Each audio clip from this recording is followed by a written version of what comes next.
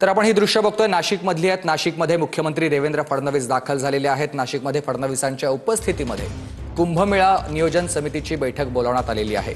या बैठकीसाठी मुख्यमंत्री नाशिकमध्ये दाखल झाले आणि 13 आखाड्यांचे प्रमुख साधू महंत थेट मुख्यमंत्र्यांशी संवाद या बैठकीतून साधणार आहेत। मुख्यमंत्री शाही स्नानाच्या तारखा देखील जाहीर करणार आहेत। तर थोड्याच वेळात जिल्हाधिकारी कार्यालयामध्ये ही बैठक पार पडणार आणि त्यासाठीच मुख्यमंत्री दाखल झालेले आपण बघतोय। या बैठकीसाठी साधू महंत देखील दाखल होण्यास आता सुरुवात झालेली आहे। आजचा मुख्यमंत्र्यांचा हा नाशिक दौरा आणि या सगळ्या दौऱ्यासंदर्भात माझे सहकारी चंदन पूजाधिकारी आपल्याला सविस्तर माहिती देतील। चंदन,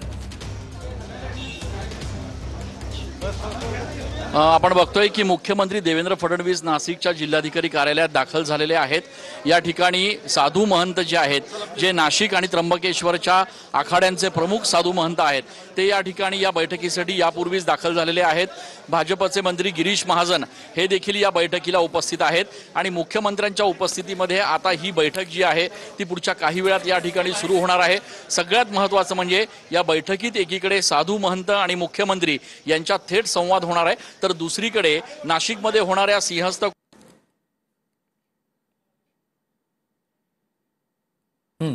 कुंभमेळ्यासाठी देखील सगळी तयारी केली जाईल आणि त्या संदर्भातलं नियोजन आजच्या या बैठकीतून होणार आहे। धन्यवाद तुम्ही दिलेल्या सविस्तर माहितीसाठी। तर आपण ही दृश्य बघतोय, सध्या नाशिकमध्ये मुख्यमंत्री देवेंद्र फडणवीस दाखल झालेले आहेत। आज नाशिकमध्ये कुंभमेळा नियोजन बैठक आयोजित करण्यात आली आणि त्या बैठकीसाठी ते पोहोचलेले आहेत। त्याचबरोबर साधू महंत देखील थेट फडणवीसांसोबत या बैठकीतून संवाद साधतील आणि शाही स्नानाच्या तारखा यावेळेला मुख्यमंत्री जाहीर करतील।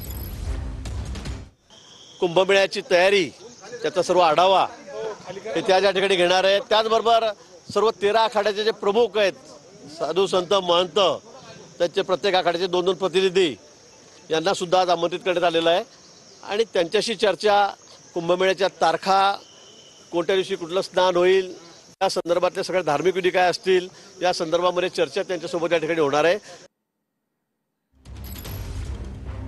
तर बैठकीसाठी साधू महंत दाखल होण्यास सुरुवात झाली आणि या सगळ्या संदर्भातली माहिती गिरीश महाजन यांनी दिली आहे। नाशिकमध्ये फडणवीसांच्या उपस्थितीमध्ये कुंभमेळा नियोजन ही बैठक सुरू होते।